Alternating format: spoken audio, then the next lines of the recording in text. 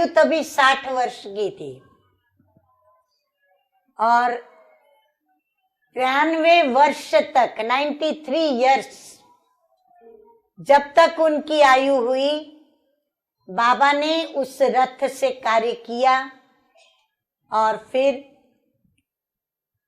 ब्रह्मा बाबा अपनी कर्मातीत स्थिति को प्राप्त हुए, फरिश्ता बने और फिर ब्रह्मा बाबा शिव बाबा की आज्ञा अनुसार सुख्यम वतन निवासी बने और आज भी सुख्यम वतन में निवास करते हुए हम बच्चों की अभी भी वैसे ही पालना कर रहे हैं जैसे साकार में बाप दादा हम बच्चों की पालना नित्य करते थे। जो हम आज शाम को जैसे साकार में हम बाबा की मुरली सुनते थे, तो अव्यक्त में भी बाप दादा हम बच्चों को मुरली सुनाने आते हैं। तो आज शाम को फिर से बाप दादा की हम मुरली सुनेंगे और बाप दादा को आज तो क्या, लेकिन जैसे ही जनवरी मास आता है तो विशेष रूप से ब्रह्मा बाबा को याद करना, ये बच्चों की याद की जो गति है ना, वो थोड़ी तीव्र हो जाती है। वैसे तो रोज याद करते हैं हम बच्चे, लेकिन जनवरी मास हमें विशेष शिव बाबा की ओर भी आकर्षित करता है। ब्रह्मा बाबा तो निमित्त है, लेकिन ब्रह्मा बाबा की स्मृति हमें शिव बाबा की स्मृति दिलाता है और हम बाबा की याद में तप करते हैं, तपस्या करते हैं। और आज भी आप सभी ने अमृत वेले से लेकर के खूब तप किया, तपस्या की, और जो तप करता है, तपस्या करता है, हम तो इस जन्म में करते अनेक जन्मों तक पाएंगे। फिर भक्ति में जो किया उसका भी फल पाया हमने, ये हमारे डबल भाग्य हैं। लेकिन भक्ति में भी जो तप करते उनको भी फल मिलता। तो इसीलिए आज मैं 18 जनवरी पर ब्रह्मा बाबा के साथ साथ, कईयों को ये पता नहीं होगा कि हमारी लौकिक में बड़ी बहन जिसका नाम था रजनी बहन, तो रजनी बहन ने भी 18 जनवरी पर ही अपना देह त्याग किया था। इसीलिए 18 जनवरी पर यह दिन के भोग में हम विशेष उनके प्रति भोग लगाते हैं। वह भी पति पत्नी बच्चे सब ज्ञान में थे और रजनी बहन निमित्त बनी डोंबिवली में सेवा कराने के लिए। वो डोंबिवली में रहते थे, इसीलिए डोंबिवली में उन्होंने पहले प्रदर्शनी रखवाई। तभी वहां सेवा केंद्र नहीं था, तो डोंबिवली में प्रदर्शनी एक हॉल में रखी स्टेशन के नजदीक। फिर प्रदर्शनी के पश्चात वहां पर शिविर हुआ, तो शिविर में 100 के ऊपर वहां विद्यार्थी भाई बहन रेगुलर आने लगे 7 दिन के कोर्स के बाद भी। अब उन लोगों का प्रश्न उठा कि हम कहाँ जाएंगे, हम रोज कहाँ क्लास करेंगे। तो 3 दिन के पश्चात ही जगह ढूंढना हम लोगों ने चालू कर दिया था और आखिर कहीं एक छोटा सा स्थान 10 बाय 10 का एक रूम, छोटा सा 8 बाय 10 का किचन और एक गैलरी, इतनी छोटी सी जगह स्टेशन के पास मिली और वहां पर सेवा केंद्र स्थापन किया। और वहां पर सेवा में किसको भेजा जाए, तो नंबरवार पहले तो शक्कू बहन को ही बिठाया, लेकिन नंबरवार उनके साथ बहनें भी गई, परंतु आज तक वहां पर एक स्थान, फिर दूसरा स्थान, फिर आखिर वर्तमान समय जो डोंबिवली में सेवा केंद्र है, वो स्थान कई वर्षों से लेकर के वहाँ सेवा केंद्र चल रहा है। उनके साथ उनकी सखी थी जशुमती बहन, जो आज भी है, बुजुर्ग हो चुकी है, जैसे हमारी सीता बहन, उषा भाभी, लक्ष्मी बहन, हमारी काशी बहन, आदि आदि माताएं, निरंजना बहन वगैरह, वो भी बुजुर्ग हो चुकी है। तो उन दोनों ने वहां बहुत मेहनत की। फिर उल्लासनगर, वहां का भी बीज डाला रजनी बहन ने। वह भी सेवा केंद्र खूब फला फूला और आगे बढ़ा। तो आज रजनी बहन को भी मैं इसलिए याद कर रही थी कि ये भी उनका एक भाग्य था, जो आज 18 जनवरी पर उनको हम ब्रह्मा बाबा के साथ साथ याद करते हैं। उनके अंदर भी अपनी बहुत सारी विशेषताएं थी। आप ये सोचो, जिसकी छोटी बहन में इतनी विशेषता होगी तो बड़ी बहन में भी तो कुछ होगा। तो हमारी लौकिक माँ, वो किसी एक भयानक बीमारी ऐसी थी जिसका कोई इलाज तभी कोई डॉक्टर ढूंढ नहीं पाए थे। बोन टीबी कहते हैं उसको। तो बोन टीबी से बहुत पीड़ित थी। तो उनको पांव से लेकर गर्दन तक फुल प्लास्टर की बॉडी में उनको सुलाया हुआ था। 5 साल उनको उसमें सोना पड़ा और हम सभी बच्चे छोटे छोटे थे। तो लौकिक में वो बड़ी बहन जो थी, उन्होंने माँ बन करके हम सभी को पाला, पोसा और बड़ा किया। हम 12-13 वर्ष के हुए तब तक उन्होंने हमको बड़ा किया। और फिर उनकी शादी हुई। शादी के पश्चात, तब हम ज्ञान में नहीं थे, शादी के पश्चात वो अपने ससुराल में अपने पति के साथ रहने लगी।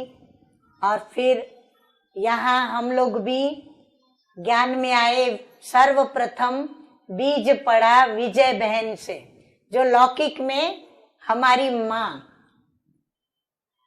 तो विजय बहन को भी ज्ञान दिया। हमारे ये नरेंद्र भाई यहाँ बैठे हैं, दिलीप भाई भी बैठे होंगे।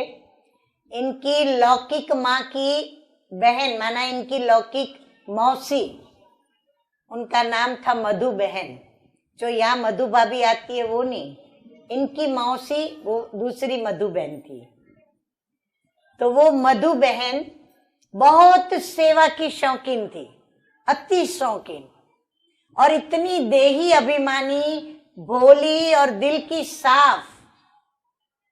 तो रोज पर्चा लेकर के, बाबा की किताब लेके निकल पड़ती थी सेवा के लिए। तो अनायास एक दिन हमारी लौकिक माँ के पास आई। फिर बार बार आती रही, बार बार निमंत्रण देती रही, आप एक बार सेंटर पे चलो। और आखिर एक दिन गए तो बीज डाला लौकिक माँ ने ज्ञान का, जिसके पीछे हम पूरा परिवार ज्ञान में आया।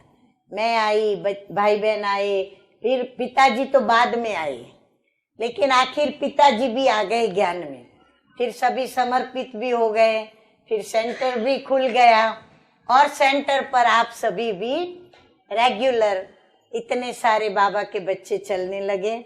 शकू बहन कहे कि आज हॉल में, बोला पता नहीं, लाइन खुटती ही नहीं है, कहाँ से बाबा के बच्चे नए नए नए नए आते ही जा रहे हैं।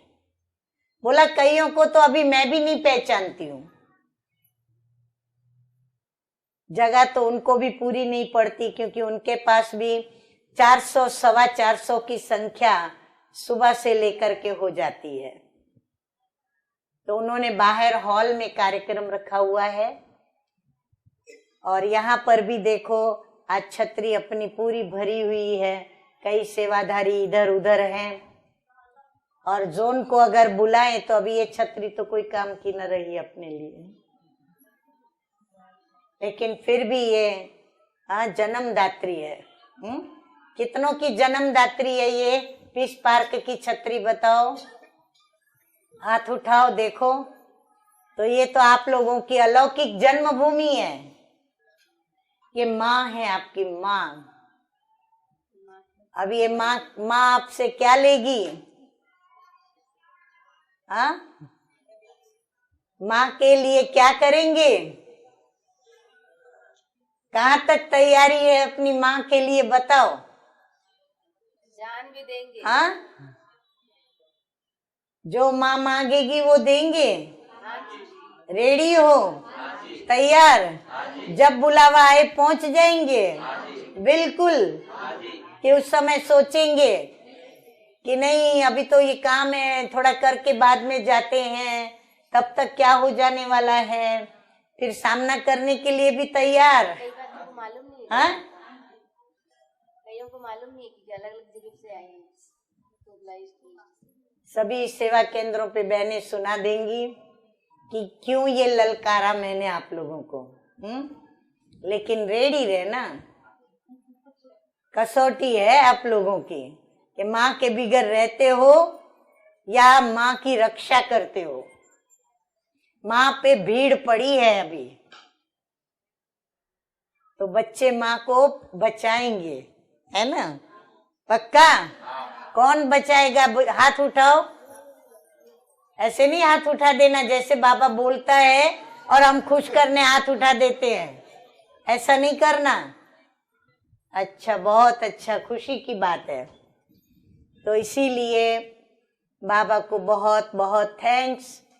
हम तो कल तक बहुत टेंशन में थे, पता नहीं क्या होगा 18 जनवरी, यहाँ होगी या नहीं, या सभी को अपने अपने केंद्रों पे बोलना पड़ेगा, क्या करेंगे, कैसे करेंगे। लेकिन देखो, निश्चय की विजय। हाँ, तो बाबा ने कितनी मदद की।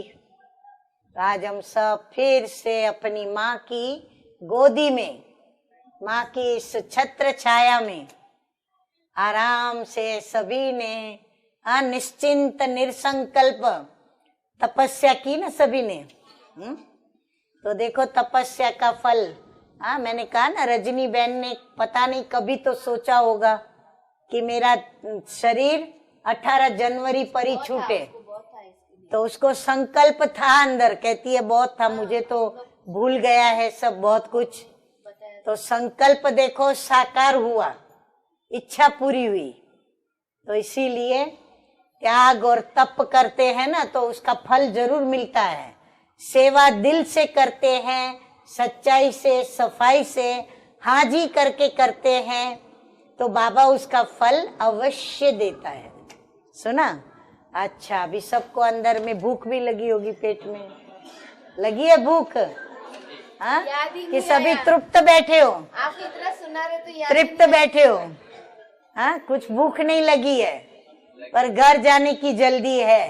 नहीं, आज यहीं वाले, शाम तक भट्टी है। शाम तक भट्टी है, सभी थोड़ी रुकेंगे, जाके वापस भी आएंगे। कुछ वापस थोड़ा बहुत काम करके सबको राजी करके आ जाएंगे। हाँ, क्योंकि आज तो कौन आने वाला है? बाबा, मेरा बाबा आने वाला है।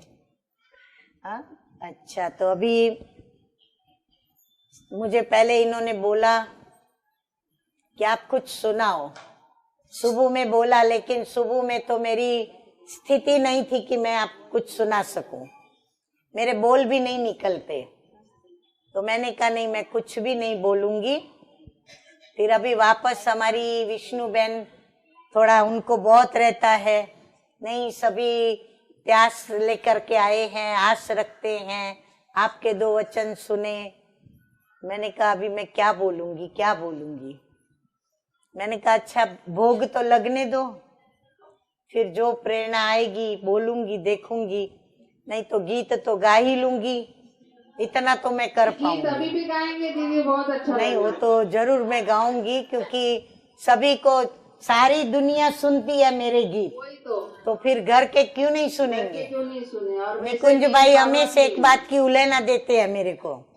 मैंने उसको एक बार कह दिया था कि सभी, वो गुजराती में बोलते हैं, बधा लाडवो लूटे घरना घंटी चाटे। मतलब बाहर वाले खूब लाभ उठाते हैं और घर के जो बच्चे होते हैं ना, वो घंटी का जो आटा चिपका हुआ होता है ना, वो ले लेकर के बेचारे अपनी प्यास और भूख मिटाते हैं। ऐसे मतलब बोला जाता है। देखिए, आज हम 3 माँ की गोद में बैठे, ब्रह्मा माँ, दीदी माँ और स्पार्क माँ। तो तीनों माँ की गोद में इतना जो प्यार और खुशियाँ मिल रही है, तो उस खुशी में तो दीदी का गीत नहीं होगा तो सब सूखा सूखा लगे, है ना। तो सब फरमाइए हाथ खड़ा करके दीदी जी को।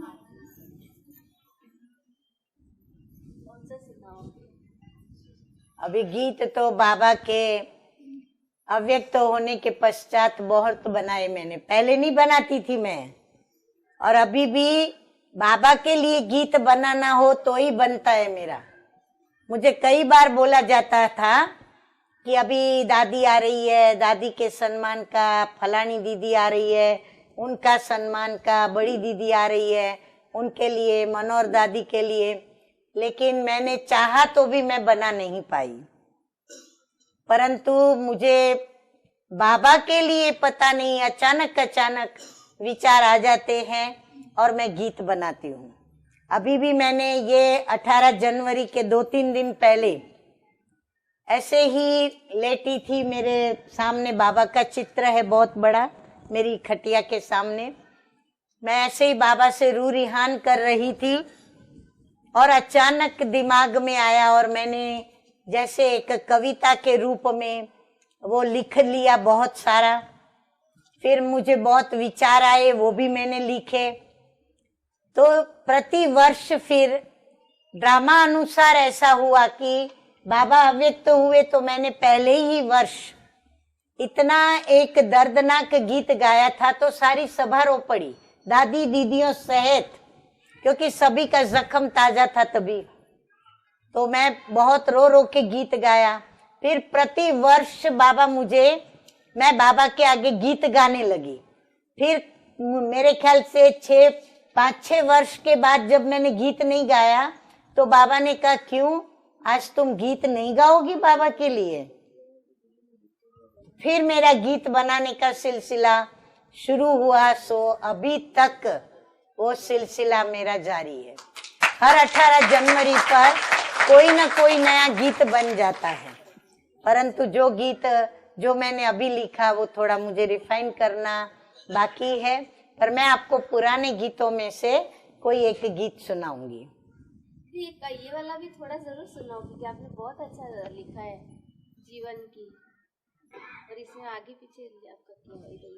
अच्छा, मैं ताजा वाला भले आपको, चलो विष्णु बहन की दिल है, अच्छा लिखा है दीदी ने, पर मेरा अभी रिफाइन करने का बाकी है।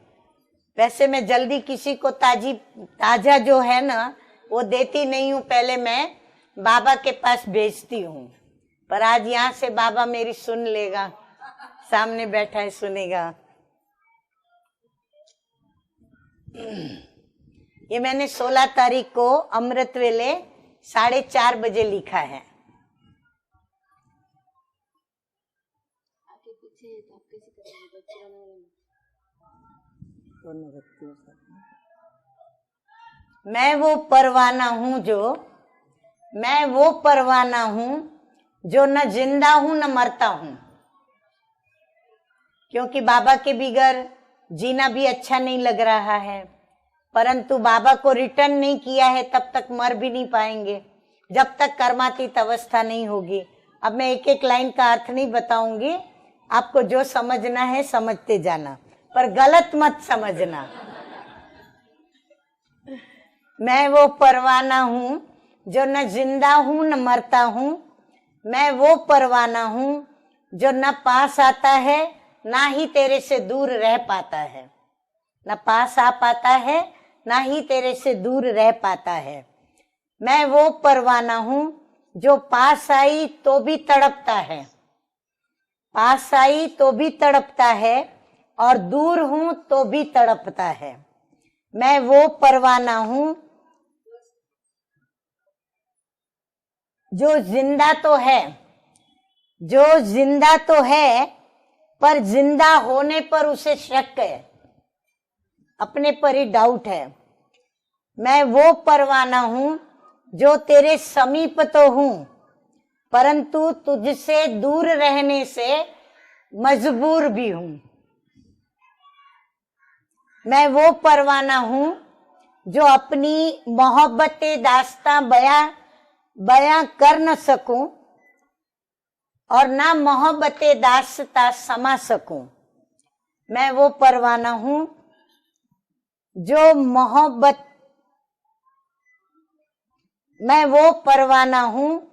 जो मोहब्बते इकरार बदनामी तेरी और मोहब्बते इनकार रुसवाई तेरी।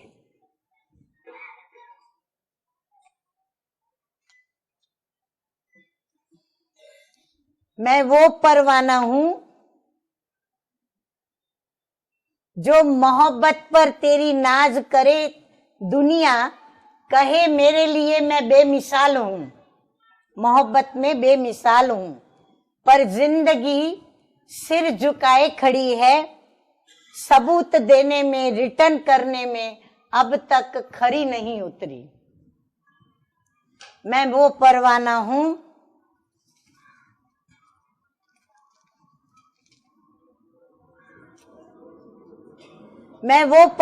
हूं जिसे अंधेरा रास न आए। मैं वो परवाना हूं जिसकी दीवानी जिंदगी का हाल बड़ा बेहाल है, पर रहमो कर्मों पर जाने मोहब्बत है। मैं वो परवाना हूं झलक से तेरी मैं सदा खुशहाल हूं, पर झलक मेरी मोहताज। मैं वो परवाना हूं, पर मैं मेरी झलक तुझे नहीं दिखा सकती हूँ, तू मुझे दिखा सकता है, मैं खुशहाल हो जाती हूँ, पर मैं अभी कर्मातीत नहीं बनी हूँ, इसीलिए मेरी झलक मोहताज है। चाहूं दम टूटे तेरी बला से, चाहूं मेरा दम टूटे तेरी बला से, पर सांसों का मालिक तू खुदा है। मैं वो परवाना हूं जो बेकरार हूं पाने तुझे, करारे जिंदगी वफा कहाँ है। मैं वो परवाना हूं जिसे हर पल तेरी प्यास है, पालूं तुझे तो खोने का डर है, पालूं तुझे तो मिटने का डर है, क्योंकि मिटकर ही मैंने तुझको पाया है, फिर से मुझे तुझको नहीं खोना है। मैं जानती हूं तू न किसी का आशिक है, पर बेईमान दिल ये मेरा न माने, पर बेईमान मेरा ये दिल न माने कि तू मेरा आशिक नहीं। याद कर तूने मुझे कहा था मैं तुझ पर आशिक हूं, ऐ मेरे माशूक बता।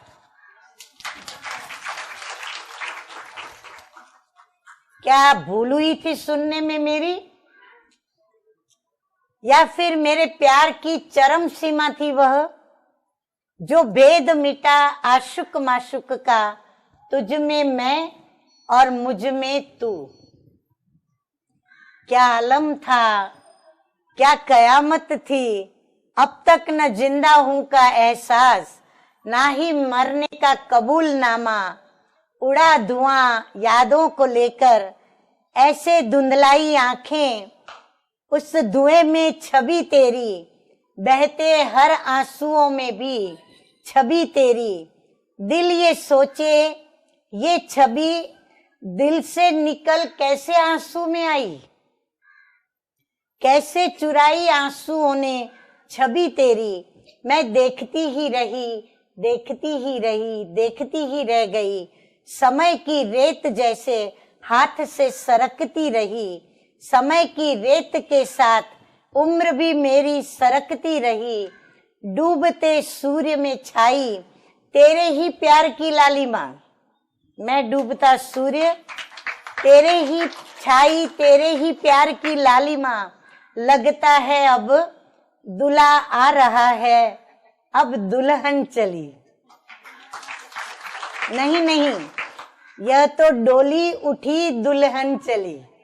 अब तो डोली उठ रही है दुल्हन चली बाहों में तेरी, ये बाहों की डोली में दुल्हन संभली।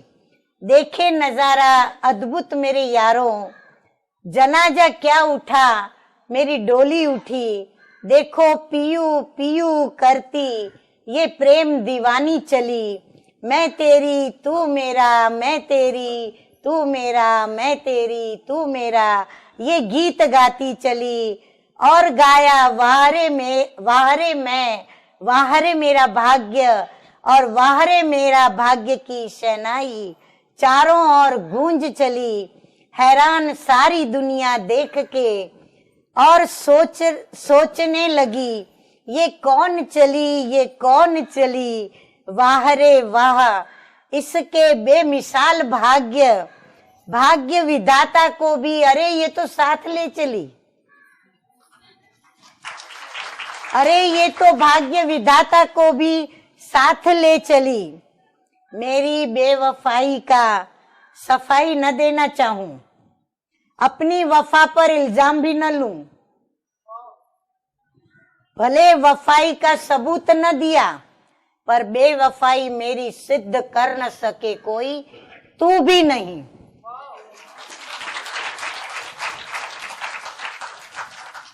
तो ये मैंने अभी परसों मैं लिख रही थी।